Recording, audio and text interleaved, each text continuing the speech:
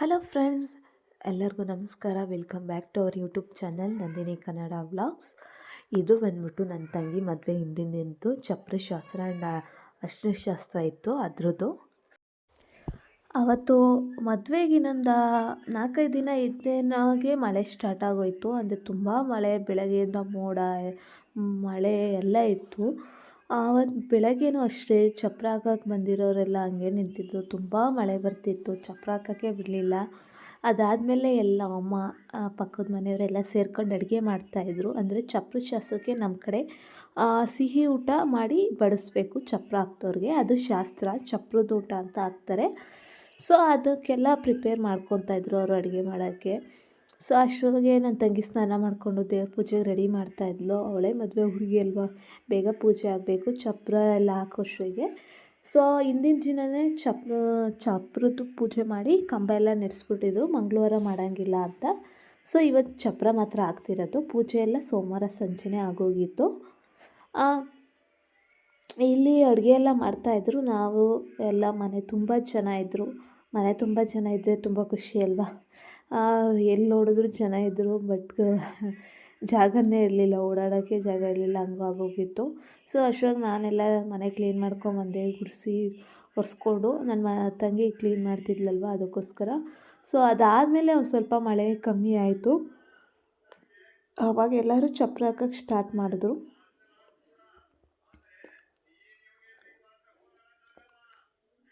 ನಮ್ಮ ಚಿಕ್ಕಪ್ಪ, ಅಪ್ಪ, ಪಕ್ಕದ ಮನೆ ಅಂಕಲ್ಗಳು ಆ್ಯಂಡ್ ನಮ್ಮ ಮಾವದಿರು ಎಲ್ಲರೂ ಸೇರಿಕೊಂಡು ಚಪ್ಪರ ಹಾಕೋಕ್ಕೆ ಸ್ಟಾರ್ಟ್ ಮಾಡಿದ್ರು. ಚಪ್ಪರ ಎಲ್ಲ ಫುಲ್ ಕಂಪ್ಲೀಟ್ ಆಗಿದಾಗ ಹಿಂಗೆ ಕಾಣಿಸ್ತಾಯಿತ್ತು. ಹೂವು ಎಲ್ಲ ಏನೂ ಹಾಕಿರಲಿಲ್ಲ, ಏಕೆಂದರೆ ಮಂಗಳವಾರನೇ ಬೇಡ, ಹೂವು ಎಲ್ಲ ಬಾಡೋದಂಗೆ ಆಗುತ್ತೆ ಅಂದ್ಬಿಟ್ಟು ಹೂವು ಅವತ್ತು ಹಾಕಿರಲಿಲ್ಲ. ನೆಕ್ಸ್ಟ್ ಮಾರ್ನಿಂಗ್ ಹಾಕೋಣ ಅಂತ ಹೇಳಿ ಸುಮ್ಮನಾಗಿರು, ಬರೀ ಚಪ್ಪರ ಮಾತ್ರ ಹಾಕಿದ್ರು. ಆ್ಯಂಡ್ ಚಪ್ಪರ ಎಲ್ಲ ಹಾಕೋಷ್ಟಾಗೆ ಬಿಸಿಲು ಕೂಡ ಬಂತು. ಮಳೆ ನಿಂತ್ಕೊಂಡು ಬಿಸಿಲು ಬಂತು. ಸದ್ಯಕ್ಕೆ ಪುಣ್ಯಕ್ಕೆ ಬಿಸಿಲು ಬಂತು. ಅವತ್ತೆಲ್ಲ ಮಳೆನೇ ಇರಲಿಲ್ಲ. ಅದಾದಮೇಲೆ ಮಳೆ ಬರಲಿಲ್ಲ. ಸೊ ಚಪ್ಪರ ಹಾಕೋಕೆ ಮಾತ್ರ ತುಂಬ ಮಳೆ ಬಂತು. ಸೊ ಅದೆಲ್ಲ ಆದಮೇಲೆ ಅವರು ಎಲ್ಲ ಊಟಕ್ಕೆ ಕೂತ್ಕೊಂಡ್ರು. ಅದೇ ತಿಂಡಿ ಬೆಳಗ್ಗೆ 10-11 ಗಂಟೆ ಆಗೋಗಿತ್ತು ಅವರೆಲ್ಲ ಊಟಕ್ಕೆ ಕೂತ್ಕೊಳ್ಳೋ ಅಷ್ಟೊತ್ತಿಗೆ. ನನ್ನ ತಂಗಿ, ಚಿಕ್ಕಪ್ಪನ ಮಗಳು, ಅಜ್ಜಿ ಎಲ್ಲ ಊಟ ಮಾಡ್ತಾಯಿದ್ರು. ನನ್ನ ಮಗಳು ಪಾಯಸ ಇಟ್ಕೊಂಡು ತಿರುಗ್ತಾ ಇದ್ಲು ಆ ಕಡೆಯಿಂದ ಈ ಕಡೆ. ಅವತ್ತಂತೂ ಅವಳನ್ನ ಹಿಡಿಯೋಕ್ಕೆ ಆಗ್ತಿರ್ಲಿಲ್ಲ ಯಾರ ಕೈಲೂ, ಏಕೆಂದರೆ ಮನೆ ತುಂಬ ಜನ ಇದ್ದರು, ಒಬ್ಬರು ಮಾತು ಕೇಳ್ತಿರ್ಲಿಲ್ಲ, ಅಷ್ಟು ಇದಾಗ ಆಡ್ತಿದ್ಲು. ಸೊ ಎಲ್ಲರೂ ಊಟ ಎಲ್ಲ ಆದಮೇಲೆ ಎಲ್ಲರೂ ಹೋದರು. ನನ್ನ ತಂಗಿನೂ ದೇವಸ್ಥಾನಕ್ಕೆ ಹೋಗಬೇಕಿತ್ತು. ಸೊ ನನ್ನ ತಮ್ಮ ಕರ್ಕೊಂಡೋದ ದೇವಸ್ಥಾನಕ್ಕೆ. ನನ್ನ ತಮ್ಮ, ನನ್ನ ಮಗಳು, ನನ್ನ ತಂಗಿ ಹೋದರು ಗಾಡೀಲಿ. ನಾವು ಅಪ್ಪ ಅಮ್ಮ ಸ್ವಲ್ಪ ಮಾರ್ಕೆಟ್ಗೆ ಹೋಗಬೇಕಿತ್ತು. ಹೂವು ಮತ್ತು ಇನ್ನೂ ಏನೇನೋ ತರೋದಿತ್ತು. ಅದಕ್ಕೆ ಅವರಿಬ್ಬರು ಹೋದರು. ನಮ್ಮ ಚಿಕ್ಕಪ್ಪ ಚಿಕ್ಕಮ್ಮ ಅವರೂ ಏನೋ ಪರ್ಚೇಸಿಂಗ್ ಇತ್ತು ಅಂತ ಅವರು ಎಲ್ಲ ಹೋದರು. ನಾನು ನಮ್ಮ ಅಜ್ಜಿ ಅಷ್ಟೇ ಮನೇಲಿ ಇದ್ದಿದ್ದು, ಯಾಕೆಂದರೆ ಮನೆ ಫುಲ್ಲು ಗಲೀಜಾಗಿತ್ತು. ಚಪ್ಪರ ಹಾಕಿದ್ದು ಎಲೆ ಎಲ್ಲ ಅಲ್ಲೇ ಬಿದ್ದಿತ್ತು. ಸೊ ಅದೆಲ್ಲ ಕ್ಲೀನ್ ಮಾಡಬೇಕಾಯಿತು, ಪಾತ್ರೆ ಎಲ್ಲ ತೊಳಿಬೇಕಾಯಿತು. ನಮ್ಮ ಅಜ್ಜಿ ಒಂದು ಕಡೆಯಿಂದ ಪಾತ್ರೆ ತೊಳ್ಕೊಂಬಂದರು, ನಾನು ಒಂದು ಕಡೆಯಿಂದ ಕ್ಲೀನ್ ಮಾಡ್ಕೊಂಬಂದೆ. ಸೊ ಮನೇಲಿ ಅಷ್ಟೊಂದು ಜನ ಇದ್ದರು. ಎಲ್ಲ ಖಾಲಿ ಆದಮೇಲೆ ಮನೆಯೆಲ್ಲ ಫುಲ್ಲು ಖಾಲಿ ಖಾಲಿ ಅನಿಸ್ತಿತ್ತು. ಆ್ಯಂಡ್ ಕೆಲಸ ಇರೋವಾಗ ಮಾತ್ರ ಯಾರು ಇರಬೇಕು ಅಂತ ಅನಿಸುತ್ತೆ, ಏಕೆಂದರೆ ಅಷ್ಟೊಂದು ಕೆಲಸ ಎಲ್ಲ ಮಾಡೋಕ್ಕೆ ಆಗೋಲ್ಲ. ಸೊ ಏನೂ ಮಾಡೋಕ್ಕಾಗಲ್ಲ. ಸಮ್ಟೈಮ್ಸು ಫ್ಯಾಮಿಲಿ ಆ್ಯಂಡ್ ಫ್ರೆಂಡ್ಸು ಯಾರು ಇದ್ದಾಗ ನಾವೇ ನಿಭಾಯಿಸ್ಕೊಬೇಕಾಗುತ್ತೆ. ಏಕೆಂದರೆ ನಮ್ಮ ಅಪ್ಪ ನಮ್ಮ ಅಜ್ಜಿಗೆ 3 ಜನ ಮಕ್ಕಳು. ನಮ್ಮ ಅಪ್ಪ, ನಮ್ಮ ಚಿಕ್ಕಪ್ಪ, ನಮ್ಮ ಅತ್ತೆ ಒಬ್ಬರಿದ್ದಾರೆ. ಅವರೆಲ್ಲ ಮದುವೆ ದಿನ ಬರೋರಿದ್ದರು, ಅಂದರೆ ಶಾಸ್ತ್ರದ ದಿನ. ನಮ್ಮ ಚಿಕ್ಕಪ್ಪ, ನಮ್ಮ ಚಿಕ್ಕಮ್ಮ ಅವರೆಲ್ಲ ಏನೋ ಪರ್ಚೇಸಿಂಗ್ ಇತ್ತಂತ ಹೋದರು. ಆ್ಯಂಡ್ ನಮ್ಮ ಅಪ್ಪ ಅಮ್ಮನೂ ಹೋಗಿದ್ರು. ಆ್ಯಂಡ್ ನಮ್ಮ ಅಮ್ಮಂಗೂ ಮನೆ ಕಡೆಯೂ ಅಷ್ಟೇ ಜಾಸ್ತಿ ದೊಡ್ಡದೇನಲ್ಲ ನಮ್ಮ ಫ್ಯಾಮಿಲಿ, ಚಿಕ್ಕದು. ನಮ್ಮ ಅಮ್ಮನೂ ಒಬ್ಬಳೇ ಮಗಳು, ಇಬ್ಬರು ಅಣ್ಣಂದಿರು, ಒಬ್ಬಳೇ ಮಗಳು. ಅಣ್ಣಂದಿರು ನಾಳೆ ಬರೋರಿದ್ದರು. ಸೊ ಅದಕ್ಕೆ ಇನ್ಯಾರು ಅಷ್ಟೊಂದು ಆ್ಯಂಡ್ ಬೇರೆ ಬೇರೆ ರಿಲೇಟಿವ್ಸ್ ಎಲ್ಲ ಇದ್ದಾರೆ. ದೊಡ್ಡಪ್ಪನ ಕಡೆಯವರು ಹಿಂಗೆ, ಚಿಕ್ಕಪ್ಪನ ಕಡೆ ಮಕ್ಕಳು ಹಂಗೆ ಹಿಂಗೆ ಅಂತ. ಬಟ್ ಅವರೆಲ್ಲ ಮದುವೆ ದಿನ ಬಂದು ಹಂಗೆ ಹೋಗೋರು, ಮನೇಲಿ ಬಂದು ಉಳ್ಕೊಳೋ ಅಂಥವ್ರು ಯಾರೂ ಇರಲಿಲ್ಲ. ಸೊ ಇರೋದ್ರಲ್ಲೇ ನಾವು ಚಿಕ್ಕ ವಯಸ್ಸಿಂದ ನಮಗೂ ಅಭ್ಯಾಸ ಆಗಿದೆ, ದೊಡ್ಡ ಫ್ಯಾಮಿಲಿ ಏನಲ್ಲ ಅಂತ. ಸೊ ದೊಡ್ಡ ಫ್ಯಾಮಿಲಿ ಇಷ್ಟಪಟ್ಟಿದ್ದರಿಂದ ದೊಡ್ಡ ಫ್ಯಾಮಿಲಿಗೆ ನಾನು ಮದುವೆ ಆದೆ. ಆದರೆ ಕೆಲವೊಂದು ಟೈಮ್ ನಾವು ಏನು ಅಂದ್ಕೊಂಡಿರ್ತೀವೋ ಅದಾಗೋದಿಲ್ಲ. ಸೊ ಏನೂ ಮಾಡೋಕ್ಕಾಗಲ್ಲ. ನಮ್ಮ ಹಣೆ ಬರಹದಲ್ಲಿ ದೇವರು ಯಾವ ರೀತಿ ಬರೆದಿರ್ತಾನೋ ಅದೇ ರೀತಿ ಆಗುತ್ತೆ. ಸೊ ಗಾಡ್ಸ್ ಪ್ಲ್ಯಾನ್ ಅಂತ ಅಂದ್ಕೊಂಡು ಸುಮ್ಮನಾಗಬೇಕಷ್ಟೇ, ಏನೂ ಮಾಡೋಕ್ಕಾಗಲ್ಲ. ಅವರು ಯಾವುದೇ ರೀತಿ ಪ್ಲ್ಯಾನ್ ಮಾಡಿರ್ತಾರೋ ಅದೇ ರೀತಿ ಆಗೋದು. ನಮ್ಮದೇ ಏನೇ ಇದ್ರೂ ನಡೆಯೋಲ್ಲ. ಸೊ ಮುಂದೆ ನೋಡಬೇಕು ಏನೇನು ಪ್ಲ್ಯಾನ್ ಇದೆ ಅಂತ ಅಷ್ಟೇ. ಅದೆಲ್ಲ ಆದಮೇಲೆ ನಾನು ಒಬ್ಬಳೇ ನಮ್ಮ ಅಜ್ಜಿ ಪಾತ್ರೆ ತೊಳಿತಾಯಿದ್ರು. ಪಾಪ ಅವರಿಗೂ ಹುಷಾರಿರಲಿಲ್ಲ ಅವತ್ತು. ಮದುವೆ ಮನೆ ಅಂದಮೇಲೆ ಕೆಲಸ ಎಲ್ಲ ಇದ್ದೇ ಇರುತ್ತೆ. ಅವ್ರಿಗೂ ಹುಷಾರಿರಲಿಲ್ಲ, ಜ್ವರ ಬಂದಂಗಾಗಿತ್ತು ಅದು ಇದು ಕೆಲಸ ಮಾಡಿ. ಸೊ ಹಂಗಾದ್ರೂ ಪಾತ್ರೆ ತೊಳಿತಾಯಿದ್ರು. ನಾನು ಒಂದು ಕಡೆಯಿಂದ ಮನೆಯೆಲ್ಲ ಕ್ಲೀನ್ ಮಾಡ್ಕೊಂಡು ಬರ್ತಾಯಿದ್ದೆ. ಎಷ್ಟು ಕ್ಲೀನ್ ಮಾಡಿದ್ರೂ ಆಗೋದೇ ಇಲ್ಲ ಮನೆ ಅಂದಮೇಲೆ. ಅದರಲ್ಲೂ ಮದುವೆ ಮನೆಯಲ್ಲಂತೂ ಆಗೋದೇ ಇಲ್ಲ, ಒಂದು ಇಕ್ಕಿದ್ದು ಒಂದು ಕಡೆ ಸಿಗೋದಿಲ್ಲ, ಹಂಗಾಗ್ಬಿಡುತ್ತೆ. ಸೊ ನಂದಿನ್ನೂ ಸ್ನಾನವೂ ಆಗಿರಲಿಲ್ಲ ಅವತ್ತು. ಅವರೆಲ್ಲ ಹೋದ್ಮೇಲೆ ನಾನು ಮಧ್ಯಾಹ್ನ 1 ಗಂಟೆ ಆಗಿತ್ತು, ಅವಾಗೆಲ್ಲ ಕ್ಲೀನ್ ಮಾಡ್ಕೊಂಬಂದೆ. ಆ್ಯಂಡ್ ನನ್ನ ತಂಗಿ ಹಾಸ್ಪಿಟಲ್ಲರು ಕೂಡ ಬಂದಿದ್ದರು. ನಾನು ಇನ್ನೂ ಫುಲ್ಲು ಮನೆ ಕ್ಲೀನ್ ಮಾಡಾದ್ಮೇಲೆ ಅವ್ರು ಬಂದರು. ಕ್ಲೀನ್ ಮಾಡಿ ಒಂದು ಸ್ವಲ್ಪ ಹೊತ್ತು ಕೂತ್ಕೊಂಡಿದ್ದೆ, ಬಂದರು. ನಾನು ಇನ್ನೂ ಸ್ನಾನವೂ ಮಾಡಿರಲಿಲ್ಲ, ಹುಚ್ಚಿ ಥರ ಇದ್ದೆ. ಏನು ಅಂದ್ಕೊಂಡ್ರೋ ಏನೋ ಗೊತ್ತಿಲ್ಲ ನನಗೆ. ಅವ್ರು ಬಂದು ಕೂತ್ಕೊಂಡ್ರು. ನಾನು ಇನ್ನೂ ಸ್ನಾನವೂ ಆಗಿಲ್ಲ. ನನಗೆ ಒಂಥರ ಅನಿಸ್ಬಿಡ್ತು. ನನ್ನ ತಂಗಿ ಬೇರೆ ಇರಲಿಲ್ಲ, ದೇವಸ್ಥಾನಕ್ಕೆ ಹೋಗಿದ್ಲು. ಅವ್ರನ್ನೆಲ್ಲ ಮಾತಾಡಿಸಿ ಏನು ಅಂದ್ಕೊಂಡ್ರೋ ಗೊತ್ತಿಲ್ಲ, ನಂಗೆ ಅಷ್ಟು ಪರಿಚಯ ಇಲ್ಲ, ಅಷ್ಟು ಮಾತಾಡ್ಸೋಕ್ಕೂ ಆಗಲಿಲ್ಲ. ನನ್ನ ತಂಗಿಯವ್ರಿಗೂ ಬರೋವರೆಗೂ ಕೂತ್ಕೊಳ್ಳಿ ಅಂತ ಹೇಳ್ಬಿಟ್ಟು ಫೋನ್ ಮಾಡಿದೆ ಅವಳಿಗೆ. ಬಟ್ ಅದು ಕನೆಕ್ಟ್ ಆಗಲಿಲ್ಲ. ಅವರು ಫೋನ್ ಮಾಡ್ತಾಯಿದ್ರು, ಕನೆಕ್ಟ್ ಆಗಲಿಲ್ಲ. ನನ್ನ ತಂಗಿ ಬರೋಷ್ಟಿಗೆ ನಾನು ಪರಿಚಯ ಎಲ್ಲ ಏನಿಲ್ಲ ಅಷ್ಟೊಂದು, ಏನು ಮಾತಾಡೋದು ಅಂದ್ಬಿಟ್ಟು ಸ್ನಾನ ಮಾಡ್ಕೊಂಬರೋಣ ಅಂದ್ಬಿಟ್ಟು 5 ನಿಮಿಷ ಅವತ್ತು ಸ್ನಾನ ಮಾಡಿದ್ದು ನಾನು ಅಂತ ಹೇಳ್ಬೋದು.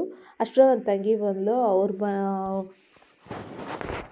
ಅವ್ರು ಬಂದು ಅವಳಿಗೆ ಮಡ್ಲಕ್ಕಿ ಎಲ್ಲ ತುಂಬಿ ಅವ್ರ ಕಡೆಯಿಂದ ಮದುವೆಗೆ ಕೊಡಬೇಕಾಗಿರೋ ಗಿಫ್ಟ್ ಕೊಟ್ಟು ಊಟ ಮಾಡ್ಕೊಂಡು ಹೋದ್ರು. ಏಕೆಂದರೆ ನಮ್ಮ ತಂಗಿ ಮದುವೆ ಇದ್ದಿದ್ದು ಗಂಡಿನ ಮನೆ ಊರ ಸೈಡ್ ಕಡೆ, ಅಂದರೆ ಚನ್ನಪಟ್ಟಣದಲ್ಲಿ.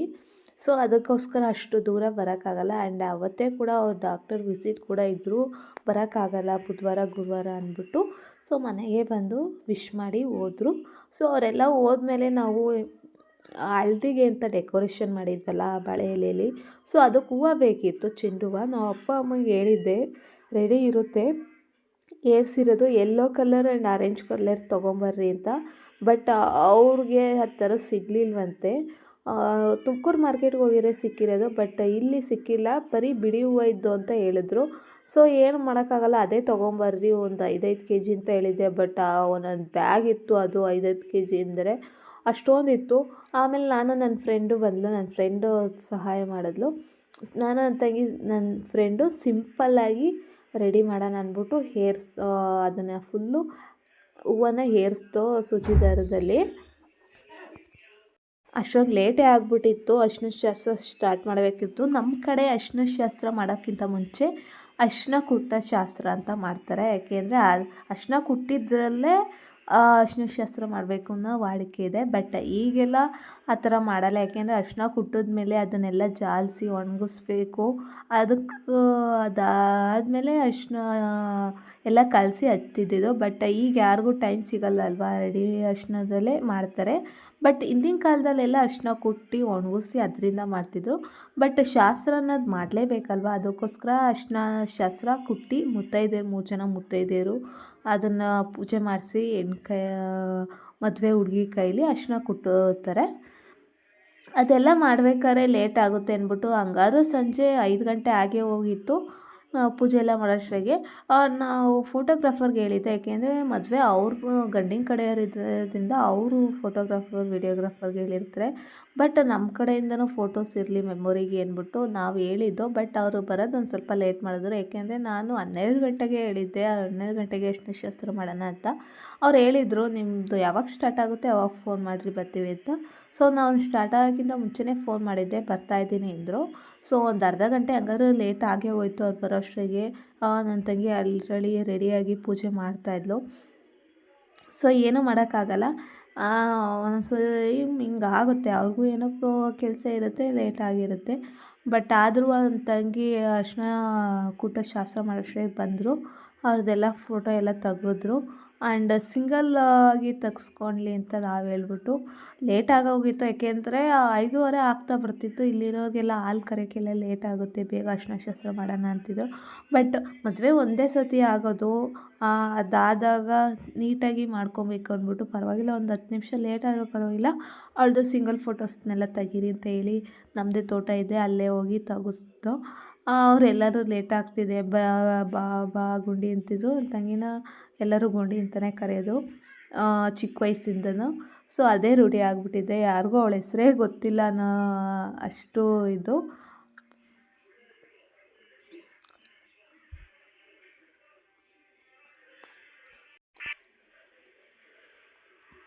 ಇದೆಲ್ಲ ಸ್ಟಾರ್ಟ್ ಆಗೋಷ್ಟ್ರಿಗೆ ಲೇಟಾಗೇ ಹೋಗುತ್ತೆ. ನಾವು ಎಷ್ಟೇ ಬೇಗ ಮಾಡಬೇಕಂದ್ರೂ ಲೇಟ್ ಆಗೇ ಬಿಡುತ್ತೆ.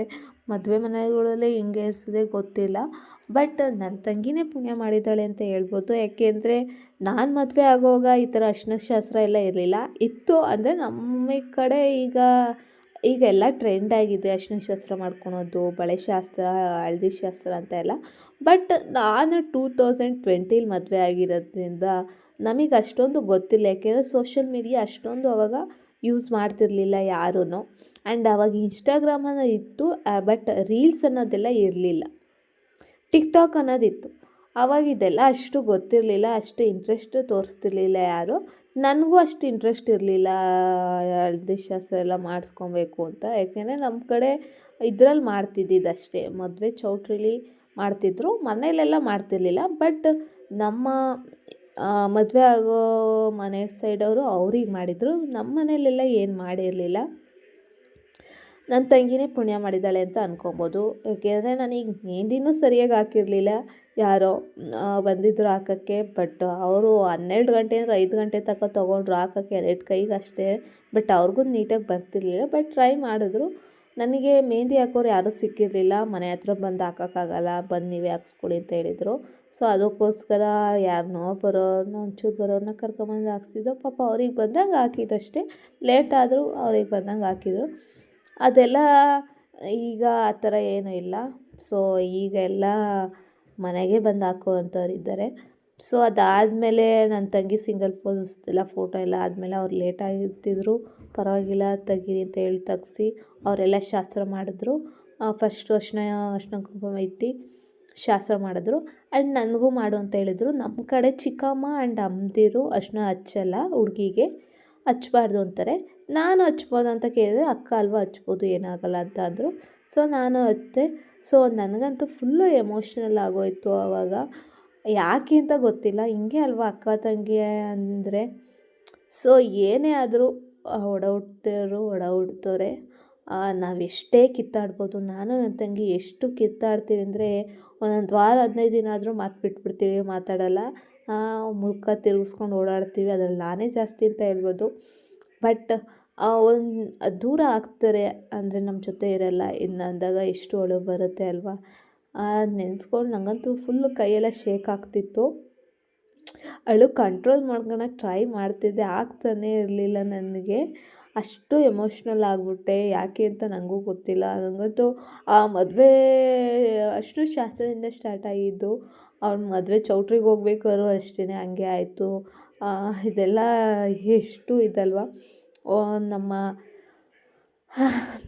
ಅಕ್ಕ ತಂಗಿದಿರು, ಅಣ್ಣ ತಮ್ಮದಿರು ಅಂದಮೇಲೆ ಹಿಂಗೆ ಅಲ್ವಾ. ಎಷ್ಟೇ ಆದರೂ ಹುಟ್ಟಿದವರು ಯಾವತ್ತಿದ್ರೂ ಅವರಿಗೆ ಕೇಡು ಬಯಸಲ್ಲ. ಆ್ಯಂಡ್ ಅವ್ರಿಗೆ ಯಾವಾಗಲೂ ಒಳ್ಳೇದಾಗಲಿ ಅಂತ ಬಯಸ್ತಾರೆ ಹೊರತು ಕೆಟ್ಟದಾಗಲಿ ಅಂತ ಯಾರೂ ಬಯಸಲ್ಲ. ನನ್ನ ತಂಗಿನೂ ಅಷ್ಟೇ, ಯಾವತ್ತೂ ಯಾರಿಗೂ ಇದು ಮಾಡಿಲ್ಲ. ಆ್ಯಂಡ್ ನನ್ನ ಲೈಫಲ್ಲೇ ತುಂಬ ಪ್ರಾಬ್ಲಮ್ಸ್ ಆದಾಗ ನನಗೆ ಸಪೋರ್ಟಾಗಿ ಇದ್ದಿದ್ದು ಅವಳೇ. ಅವಳಿಗೆ ಏನಾದ್ರು ಪ್ರಾಬ್ಲಮ್ಸ್ ಅಂದಾಗ ಅವಳಿಗೆ ಸಪೋರ್ಟಾಗಿ ಇರಬೇಕಾಗಿರೋದು ನಾನೇ. ಯಾಕೆಂದರೆ ನಾವಿಬ್ಬರೇ ಅಕ್ಕ ತಂಗಿ, ಇನ್ಯಾರೂ ಇಲ್ಲ ನಮಗೆ, ಅಣ್ಣ ತಮ್ಮ ಅಂತ ಇಲ್ಲ. ಸೊ ಒಬ್ರಿಗೊಬ್ರು ನಾವಿಬ್ಬರು ಆಗಲೇಬೇಕು. ಯಾಕೆಂದರೆ ನಮ್ಮ ಮನಸ್ಸಲ್ಲಿ ಅಷ್ಟೇ ಪ್ರೀತಿ ಇದೆ ಒಬ್ರಿಗೊಬ್ರು. ನಾವು ಎದುರಿಗೆ ತೋರಿಸ್ಕೊಳ್ಳಿಲ್ಲ ಅಂದ್ರೆ ಮನಸ್ಸಲ್ಲಂತೂ ಇದ್ದೇ ಇರುತ್ತೆ ಹೊರತು ಅವ್ರಿಗೆ ಕೆಟ್ಟದಾಗಲಿ ಇವ್ರಿಗೆ ಕೆಟ್ಟದಾಗಲಿ ಅಂತ ಯಾರೋ ಬಯಸಲ್ಲ. ಎಲ್ಲರೂ ಇಷ್ಟೇ ಅನ್ಸುತ್ತೆ, ನಾವಿಬ್ಬರೇ ಅಂತ ಅಲ್ಲ, ಎಲ್ಲರ ಮನೆಯಲ್ಲೂ ಇಷ್ಟೇ ಅಂದ್ಕೊತೀನಿ. ಏಕೆಂದರೆ ಪ್ರೀತಿ ಅನ್ನೋದು ಮನಸ್ಸಲ್ಲಿ ಇದ್ದೇ ಇರುತ್ತೆ. ಬಟ್ ಆದರೂ ಮೇಲೆ ಒಳ್ಳೆ ಟಾಮ್ ಆ್ಯಂಡ್ ಜೆರಿ ಥರ ಜಗಳ ಆಡ್ತಿರ್ತಾರೆ. ಟಾಮ್ ಆ್ಯಂಡ್ ಜೆರಿ ಅಂತಲೇ ಹೇಳ್ಬೋದು. ಸೊ ಅದಾದಮೇಲೆ ನನ್ನ ತಂಗಿಗೆ ನಾನು ಹಳದಿ ಶಾಸ್ತ್ರ ಎಲ್ಲ ತುಂಬ ಚೆನ್ನಾಗಿ ಮಾಡಬೇಕು ಅಂತ ಅಂದ್ಕೊಂಡಿದ್ದೆ. ಅದೇ ಥರ ಮಾಡಿದೆ. ಏಕೆಂದರೆ ನನಗೆಲ್ಲ ಇದೆಲ್ಲ ಮಾಡೋಕ್ಕೆ ಯಾರೂ ಇರಲಿಲ್ಲ ಆ್ಯಂಡ್ ಗೊತ್ತೂ ಇರಲಿಲ್ಲ. ಅದಕ್ಕೋಸ್ಕರ ನನ್ನ ತಂಗಿಗೆ ಮಾಡಬೇಕು ಅಂತ ಮಾಡಿದ್ದು. ಆ್ಯಂಡ್ ಈ ಡೆಕೋರೇಷನ್ಗೆಲ್ಲ ಹೇಳ್ದು ತುಂಬ ಕಾಸ್ಟ್ ಹೇಳಿದ್ರು ಅವರು. ಅದಕ್ಕೆ ನಾವೇ ಮಾಡೋಣ ಅಂದ್ಕೊಂಡು. ಆ್ಯಂಡ್ ಕಮಲದ್ದು ಲೋಟಸ್ ಹೂವು ಥರ ಇರುತ್ತಲ್ಲ ಅದ್ರೊಳಗೆ ಕೂತ್ಕೊಳೋದು, ಅದನ್ನಾದರೂ ರೆಂಟಿಗೆ ತೊಗೊಳೋಣ ಅಂತ ಕೇಳ್ದೋ. ಬಟ್ ಅದು ತುಮಕೂರಿಂದ ತರಬೇಕು, ಅದು ಆಗಲ್ಲ ಅಂತ ಹೇಳಿದ್ರು. ಸರಿ ಬಿಡಿ ಪರವಾಗಿಲ್ಲ, ಏನೂ ಮಾಡೋಕ್ಕಾಗಲ್ಲ ಅಂತ ಸುಮ್ಮನಾದೋ. ಸೊ ಅದೆಲ್ಲ ಆದಮೇಲೆ ಮನೆಗೆ ಸ್ವಲ್ಪ ಲೈಟಿಂಗ್ಸ್ ಎಲ್ಲ ಬಿಡೋರೆಲ್ಲ ಬಂದಿದ್ರು, ಅವ್ರು ಆ ಕೆಲಸ ಮಾಡ್ತಾಯಿದ್ರು.